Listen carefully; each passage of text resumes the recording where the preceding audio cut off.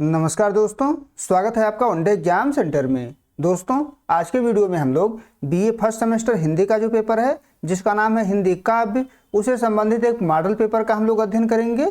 जिस प्रकार से परीक्षा में आपका पेपर आएगा जो 3 खंड में विभाजित होगा, उसी प्रकार से आपका ये मॉडल पेपर भी 3 खंड में विभाजित होगा। एक एक करके हम लोग तीनों खंडों का यहाँ पर अध्ययन करेंगे। हम लोग जानेंगे कि इसमें आपसे क्या पूछा गया है और उसका उत्तर आपको किस प्रकार से लिखना होगा। पहला खंड अ है, इसमें आपसे अति लघु उत्तरीय प्रश्न पूछा जाएगा और प्रत्येक प्रश्न का उत्तर आपको अधिकतम 50 शब्द में यहाँ पर देना होगा। देख लेते हैं कि इसमें आपसे क्या पूछा गया है। पहला प्रश्न है, विद्यापति किस काल के कवि हैं? विद्यापति किस काल के कवि हैं आपको बताना है। तो उत्तर में आप लिखेंगे कि विद्यापति को मुख्य रूप से आदिकाल का कवि माना जाता है। यह आदिकाल और भक्ति काल के संधि स्थल पर विद्यमान थे। यानी विद्यापति का जो समय है वो मूलतः आदिकाल का ही है, आदिकाल में विद्यमान थे, लेकिन वो आदिकाल और भक्ति काल के सीमा पर विराजमान थे। जिस समय आदिकाल समाप्त हो रहा था और भक्ति काल की शुरुआत हो रही थी, वहां पर वो विद्यमान थे। आचार्य रामचंद्र शुक्ल ने इनको आदिकाल के अंतर्गत ही रखा है, लेकिन इनकी रचनाओं में भक्ति और श्रृंगार का अनूठा संगम मिलता है। इन्हें मैथिली कोकिल के नाम से भी जाना जाता है। इनकी ख्याति का जो मुख्य आधार है उनकी रचना पदावली है। पदावली के कारण ही इनको प्रमुख रूप से प्रसिद्धि मिली हुई है। इतना आप उत्तर में लिख देंगे तो आपके प्रश्न का उत्तर पूरा हो जाएगा। दूसरा प्रश्न देख लेते हैं। इसमें आपसे पूछा गया है कि रीतिकालीन काव्य की 2 प्रमुख प्रवृत्तियां बताइए। रीतिकाल की 2 विशेषता यहाँ पर आपको लिखना है। तो उत्तर में आप लिखेंगे कि रीतिकाल की समय सीमा संवत 1700 से लेकर के संवत 1900 तक था। यानी संवत 1700 में रीतिकाल की शुरुआत हुई थी और संवत 1900 में रीतिकाल समाप्त हो गया था। अगर इसको सन में कन्वर्ट करेंगे तो 1643 से लेकर के 1843 तक का समय आएगा। राज दरबारी संस्कृति और कला प्रदर्शन इस युग की मुख्य पहचान रही है। यानी कवि इस काल में राज दरबार में विद्यमान था, राज दरबार में जाकर के रचना करता था और राज दरबार में कला का प्रदर्शन उसके द्वारा किया जाता था। रीतिकाल की 2 विशेषताएं निम्न है। एक एक करके दोनों विशेषताओं का नाम हम लोग यहाँ पर लिखेंगे। पहली विशेषता है श्रृंगारिकता। यानी इस काल के जो कवि हैं वो मुख्य रूप से श्रृंगार से संबंधित कविताएं लिखते थे। उनके द्वारा मुख्य रूप से स्त्री सौंदर्य, नखशिख वर्णन, राधा कृष्ण के प्रेम के बहाने कामुक भावनाओं का चित्रण किया गया है। श्रृंगारिकता का चित्रण उनके द्वारा किया गया है। दूसरी जो विशेषता है वो है लक्षण ग्रंथों का निर्माण। यानी इनके द्वारा लक्षण ग्रंथों का निर्माण किया गया है। कवियों ने काव्य शास्त्र के नियमों जैसे अलंकार हो गया, छंद हो गया, रस हो गया, इसको समझाने के लिए लक्षण ग्रंथों की रचना की है ताकि वे अपनी विद्वता को प्रदर्शित कर सकें और लोग आसानी से जो है काव्य शास्त्र के नियमों को सीख पाएं। इतना आपको इसके उत्तर में लिखना होगा। अब तीसरा प्रश्न देख लेते हैं। तीसरे प्रश्न में आपसे पूछा गया है कि जायसी की प्रसिद्ध रचना का नाम क्या है। जायसी की प्रसिद्ध रचना के बारे में आपको बताना है। तो उत्तर में आप लिखेंगे कि मलिक मोहम्मद जायसी की सबसे प्रसिद्ध रचना पद्मावत है। पद्मावत के कारण ही उनको विशेष रूप से प्रसिद्धि मिली हुई है। यह अवधी भाषा में लिखा गया एक महान महाकाव्य है। यानी यह एक महाकाव्य है और इसको अवधी भाषा में लिखा गया है। इसमें चित्तौड़ के राजा रत्नसेन और सिंघल द्वीप की राजकुमारी पद्मावती की प्रेम कथा को आध्यात्मिक रूपक के माध्यम से दर्शाया गया है। यह सूफी मत के प्रेम मार्ग की व्याख्या करने वाला सर्वश्रेष्ठ ग्रंथ माना जाता है और यह कुल 57 खंडों में विभाजित है। इतना आपको इसके उत्तर में लिखना होगा। अब आगे बढ़ते हैं, चौथा प्रश्न देख लेते हैं। चौथे प्रश्न में आपसे पूछा गया है कि भक्ति काल को स्वर्ण युग क्यों कहा जाता है। इसका उत्तर आपको 50 शब्द में देना है कि भक्ति काल को स्वर्ण युग क्यों कहा जाता है।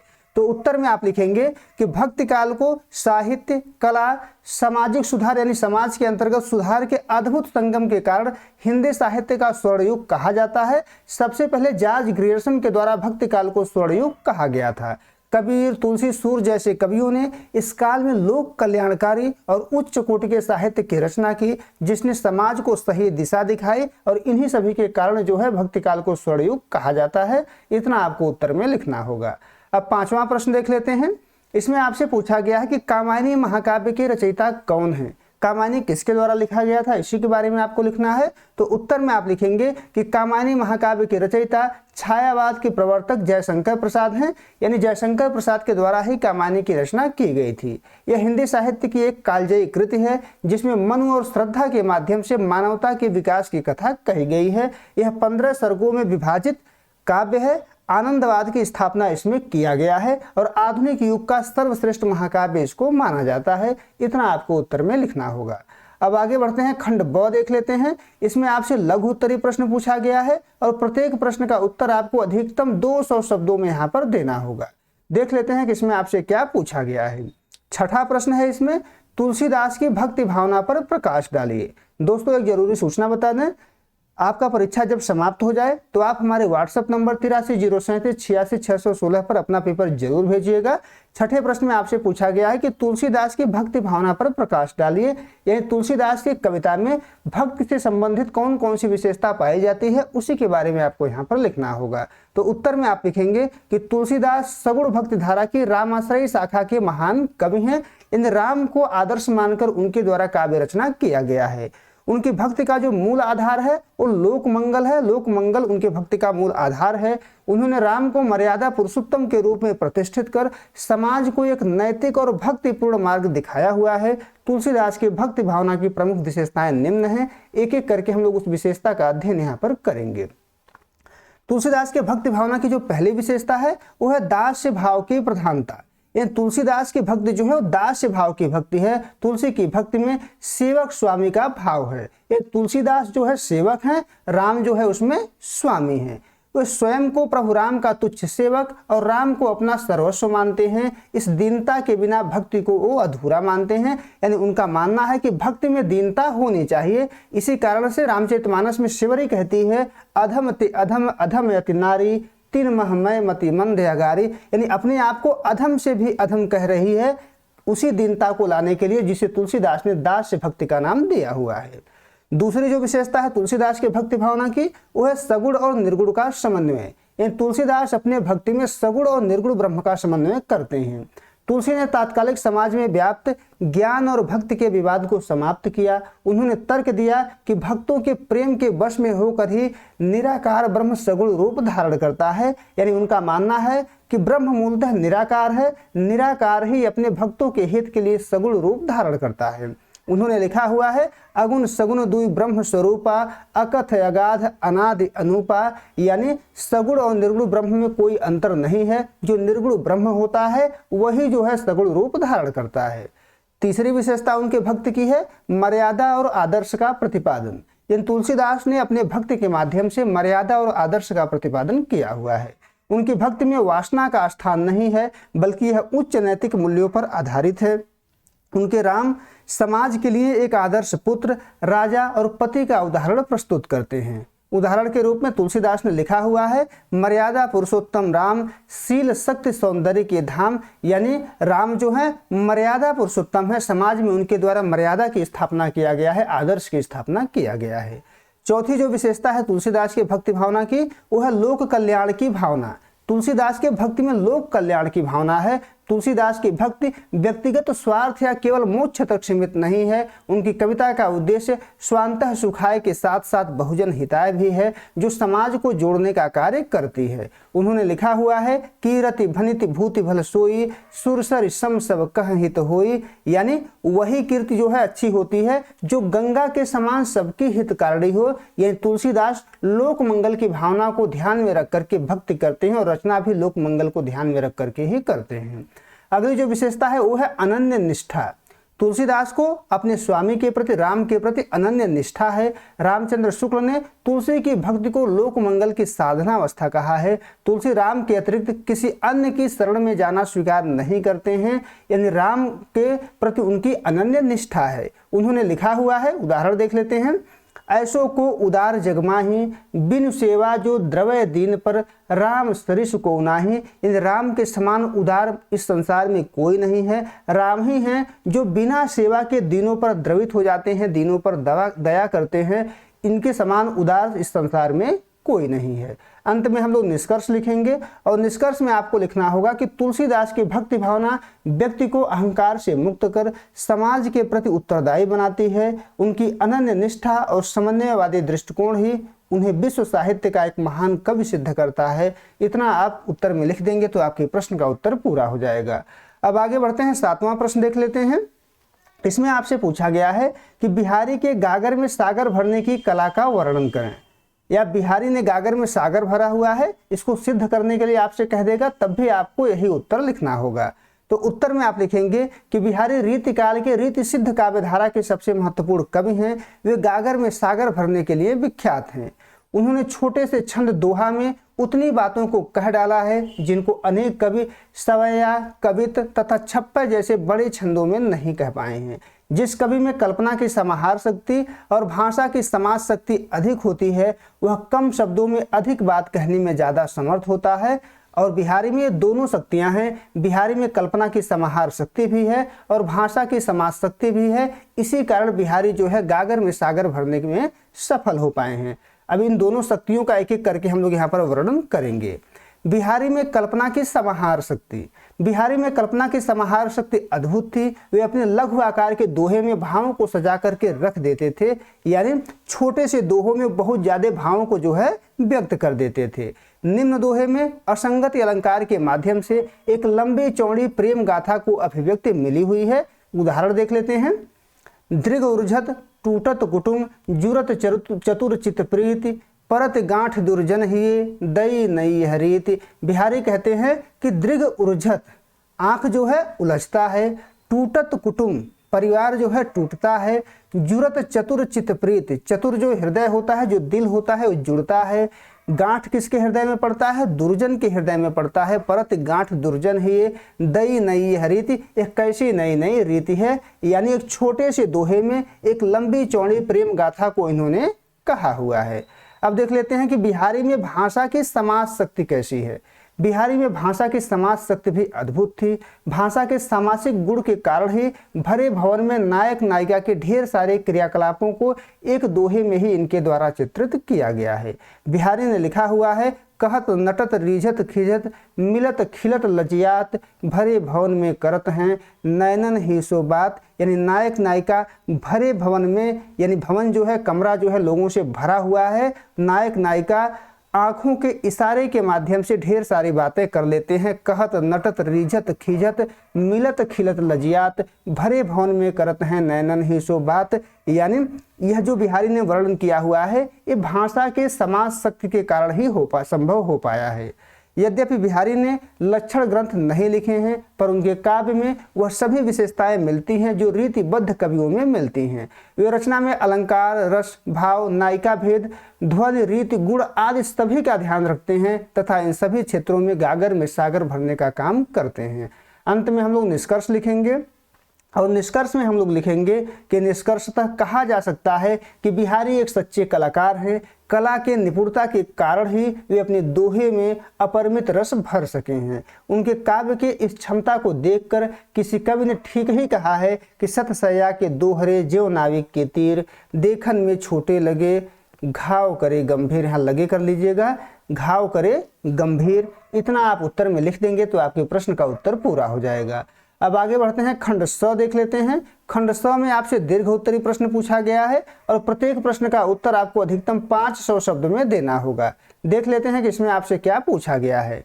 8वां प्रश्न है, कबीर एक समाज सुधारक कवि थे, इस कथन की 100 प्रमाण व्याख्या कीजिए। यानी कबीर ने समाज सुधार के बारे में क्या कहा है, समाज सुधार से संबंधित उनके रचना में कौन कौन सी विशेषता पाई जाती है, उन्हीं विशेषताओं के बारे में आपको यहाँ पर लिखना होगा। तो उत्तर में आप लिखेंगे कि कबीर भक्ति काल के संत काव्यधारा के प्रमुख कवि हैं। इनका जन्म 1398 ईस्वी में तथा मृत्यु 1518 ईस्वी में हुआ था।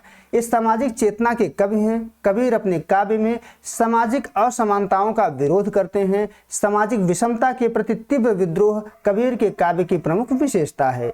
इसी क्रांतिकारी मानसिकता के कारण कबीर का काव्य आकृष्ट करती है। रामस्वरूप चतुर्वेदी ने इस संदर्भ में लिखा हुआ है कि समाज सुधार की भावना या हिंदू मुस्लिम एकता कबीर के लिए एक प्रमुख वस्तु थी जिसे उन्होंने अपनी काव्य संवेदना में ढाला है। कबीर एक समाज सुधारक कवि हैं। इसे निम्न विशेषताओं से स्पष्ट किया जा सकता है। एक एक करके हम लोग उन विशेषताओं का अध्ययन यहाँ पर करेंगे।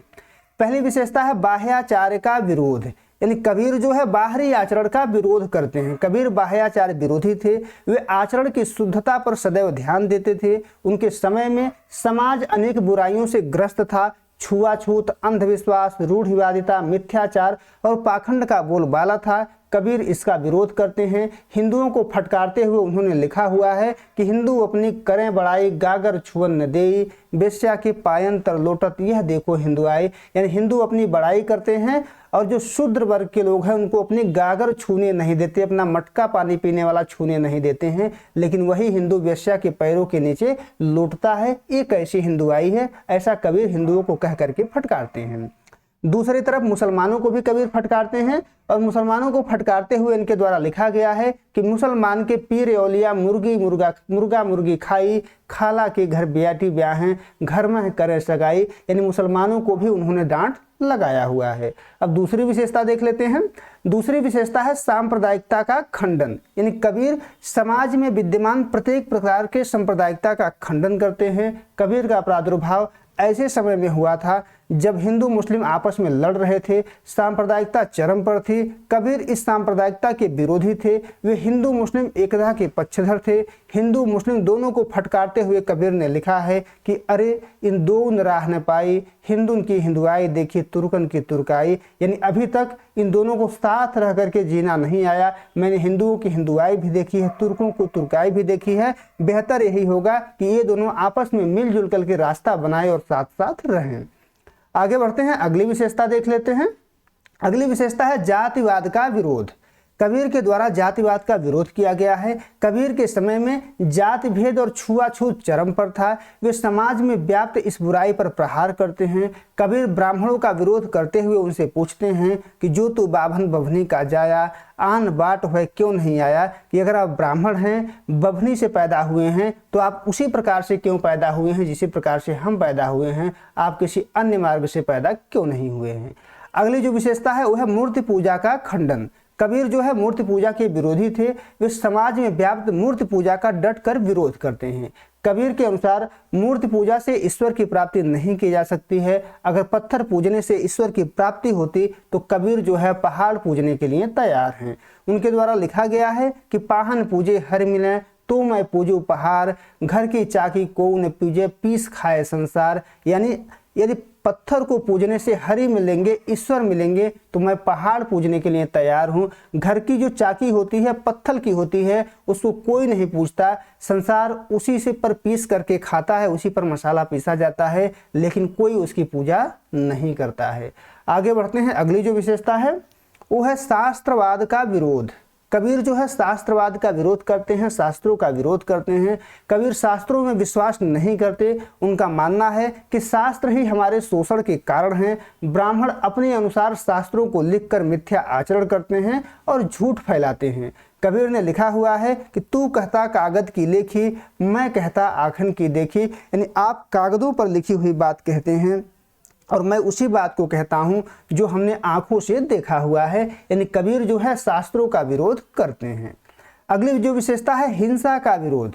कबीर समाज में प्रत्येक प्रकार के हिंसा के विरोधी हैं। कबीर अहिंसक हैं, वे हिंसा का विरोध करते हैं। कबीर के समय में समाज में व्यापक रूप से हिंसा विद्यमान था। कबीर को यह हिंसा स्वीकार्य नहीं था। वे इसका विरोध करते हुए लिखते हैं कि बकरी पाती खात है ताकर खींचत खाल, जो नर बकरी खात है ताकर कवन हवाल। यानी बकरी पत्ती खाती है और लोग उसका खाल खींच लेते हैं, और जो नर बकरी को खा जाता है उसकी क्या स्थिति होगी। यह लिख करके कबीर जो है समाज में व्याप्त हिंसा का विरोध करते हैं। इतना आप लिख देंगे तो आपके प्रश्न का उत्तर पूरा हो जाएगा। अब आगे बढ़ते हैं, अगला प्रश्न देख लेते हैं। इसमें आपसे पूछा गया है कि छायावाद की प्रमुख प्रवृत्तियों का विस्तृत विवेचन कीजिए। यानी छायावाद की विशेषता के बारे में आपको बताना है। तो उत्तर में आप लिखेंगे कि हिंदी साहित्य में 1918 ईस्वी से लेकर के 1936 ईस्वी तक के समय को छायावाद नाम दिया गया है। यानी हिंदी साहित्य के इतिहास में 1918 से लेकर के 1936 तक के समय को छायावाद कहा जाता है। इस युग के जो प्रमुख कवि हैं उसमें जयशंकर प्रसाद हैं, निराला हैं, सुमित्रा नंदन पंत हैं और महादेवी वर्मा हैं। ये सभी इस युग के महत्वपूर्ण कवि हैं। रचनाओं की बात करें तो कामायनी, राम की शक्ति पूजा, सरोज स्मृति, पल्लव, निहार, ये सभी जो है छायावाद की प्रमुख रचनाएं हैं। अब विशेषता देख लेते हैं। छायावाद की विशेषता को हम लोग दो भागों में बांट करके अध्ययन करेंगे। एक तो भाव पक्ष की विशेषता और दूसरा है शिल्प पक्ष की विशेषता। पहले हम लोग भाव पक्ष की विशेषता का अध्ययन करेंगे, फिर हम लोग शिल्प पक्ष की विशेषता का अध्ययन करेंगे। भाव पक्ष की जो पहली विशेषता है वो है स्वतंत्र चेतना। स्वतंत्र चेतना छायावाद की एक आधारभूत विशेषता है। छायावादी कवि स्वतंत्र चेतना के कवि हैं। स्वतंत्रता इनके काव्य का मूल्य है। ये समाज, रूढ़, यहाँ रूढ़ कर लीजिएगा, रूढ़, परंपरा आदि सबसे स्वतंत्र होना चाहते हैं। इनका मानना है कि समाज से हम स्वतंत्र हैं, धर्म से हम स्वतंत्र हैं, हम रूढ़ियों से स्वतंत्र हैं, परंपरा से स्वतंत्र हैं, यानी सभी प्रकार के बंधनों से स्वतंत्र होना चाहते हैं। निराला ने लिखा हुआ है कि तोड़ो तोड़ो तोड़ो कारा, निकले फिर गंगा जलधारा। यहाँ कारा से आशय बंधनों से है। निराला सभी प्रकार के बंधनों को तोड़ना चाहते हैं और गंगा के जलधारा के समान स्वतंत्र होना चाहते हैं। दूसरी विशेषता देख लेते हैं। छायावाद की जो दूसरी विशेषता है वो है वैयक्तिकता। छायावादी कवि वैयक्तिक स्वतंत्रता की बात करता है। वैयक्तिकता इनकी कविता का प्राण है। यही कारण है कि छायावादी कवि अपने जीवन के प्रत्येक घटना का वर्णन अपनी कविता के माध्यम से करता है। निराला ने लिखा हुआ है कि दुख ही जीवन की कथा रही, क्या कहूँ आज जो नहीं कही। यानी जीवन की जो कथा है वो दुख भरी रही, जीवन में हमेशा दुख ही व्याप्त रहा। यानी कवि जो है अपने जीवन की जो घटनाएं हैं उसका भी वर्णन अपनी रचना में किया हुआ है। यानी वैयक्तिकता भी छायावाद की प्रमुख विशेषता है। अगली विशेषता है जिज्ञासा। जिज्ञासा छायावाद की तीसरी विशेषता है। छायावादी कवि जो है जिज्ञासु है। वह संसार के सभी घटनाओं और उसके कारणों को जान लेना चाहता है। अपनी जिज्ञासा के कारण ही वह अपनी कविता में बार बार जो है प्रश्न करता है और उत्तर जब नहीं मिलता है तो कल्पना करता है। कल्पना के माध्यम से उत्तर को खोजने का प्रयास करता है। जयशंकर प्रसाद ने लिखा हुआ है कि आह कल्पना का सुंदर वह जगत मधुर कितना होता। यानी जो जगत कल्पना से निर्मित है वह जगत अत्यंत सुंदर है।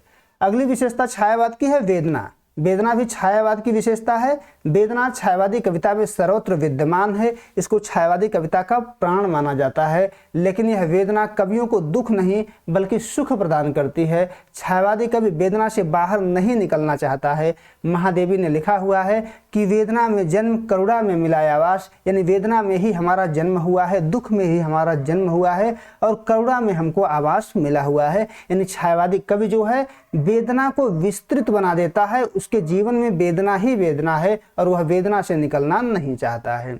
अगली जो विशेषता है वो है प्रेम वर्णन। छायावादी कवि प्रेम का कवि है। उसका प्रेम मनुष्य, प्रकृति और ईश्वर तक व्याप्त है। नारी के प्रति उसका प्रेम पवित्रता से भरा हुआ है। यहाँ प्रेम में मिलन की आकांक्षा नहीं है बल्कि समर्पण का भाव है। यानी मिलने से ज्यादा समर्पण का भाव प्रेम में दिखाई पड़ता है। जयशंकर प्रसाद ने लिखा हुआ है कि पागल रे वह मिलता है कब, उसको तो देते ही हैं सब। यानी प्रेम जो है मिलता नहीं है, उसमें दिया जाता है। यानी उसमें मिलन की आकांक्षा नहीं होती है बल्कि समर्पण का भाव यहाँ पर दिखाई पड़ता है। आगे बढ़ते हैं। अगली जो विशेषता है वो है प्रकृति चित्रण। छायावादी कविता जो है प्रकृति प्रेमी लोगों की कविता है। छायावादी कवि स्वतंत्रता का प्रेमी है। यही कारण है कि उसका ध्यान प्रकृति की तरफ आकर्षित हुआ, क्योंकि सबसे ज्यादा स्वतंत्रता जो है प्रकृति में ही दिखाई देती है। प्रत्येक छायावादी कवि प्रकृति की गोद में बैठकर रचना करता है। यहाँ प्रकृति का न केवल आलंबन रूप में चित्रण हुआ है, कवियों ने उसका मानवीकरण कर दिया है, मनुष्य के रूप में उसका चित्रण किया हुआ है। एक उदाहरण हम लोग देखेंगे। मेघमय आसमान से उतर रही संध्या सुंदरी परी सी, धीरे धीरे धीरे। निराला की कविता संध्या सुंदरी है। यहाँ संध्या का एक स्त्री के रूप में चित्रण किया गया है। आगे बढ़ते हैं। अगली जो विशेषता है वो है राष्ट्रीय चेतना।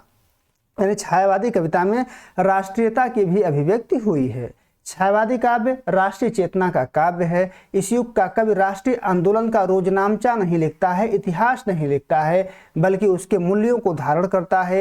ये कवि अतीत का गौरव गान करते हैं और जागरण का संदेश देते हैं। यह जागरण राष्ट्रीय जागरण ही है। प्रसाद ने लिखा हुआ है बीती विभावरी जागरी, यानी रात बीत चुका है, अब जगने का समय आ चुका है। उसी प्रकार से महादेवी वर्मा भी लिखी हैं जाग तुझको दूर जाना है, यानी जागने का समय आ गया है। जागना इसलिए भी है क्योंकि दूर जाना है। यह राष्ट्रीय चेतना को दिखाता है, नवजागरण की चेतना को दिखाता है। अब शिल्प पक्ष की विशेषताओं को देख लेते हैं। और शिल्प पक्ष की पहली विशेषता है काव्य रूप। छायावादी कविता भाव प्रधान है, इसलिए प्रगीतों की रचना अधिक हुई है। लंबे गीत भी इस समय लिखे गए हैं। कामायनी इस युग का एकमात्र महाकाव्य है।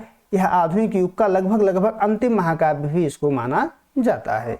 दूसरी जो विशेषता है शिल्प पक्ष की वो है भाषा। छायावादी कविता की जो भाषा है वो खड़ी बोली है। खड़ी बोली हिंदी में इसकी रचना हुई है। इन कवियों ने खड़ी बोली को उच्चतम स्तर पर पहुंचा दिया। इनकी भाषा में तत्सम शब्दों की प्रधानता है।